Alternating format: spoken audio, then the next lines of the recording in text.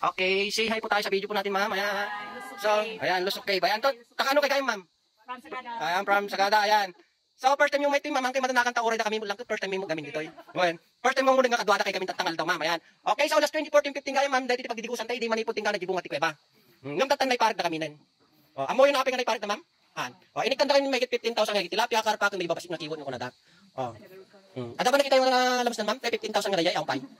Sa bagay ko na da, ma'am, dagiti la kanu pangit gamit ti makakita dito tilamos. Oh, dito ma'am, madala ti parte ng kadalo madamol ti narabaw. Kasi lakada ito yung mapabot surat ti mga 8 to 10 feet kadalo na kaya ito igin na to yan. Okay.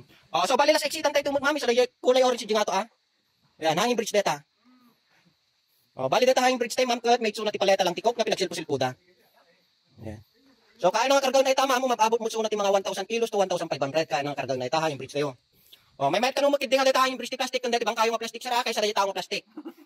Narigatan. Ah. So bali data ten plastic iten mama makita yung muten. Wen. Data tayo pagulyan dito ramdam ma'am. Okay. Pakita natin yung bungad ng kipo natin. Ayan. Oh, dito mo ayon tayo nga batok tata ma'am mapabot sulat ti mga 15 to 20 feet kadalo na kalito yan. Wen ma'am, ito yan tayo. Oh, sino ba di na mo lang oy. Oh, makide.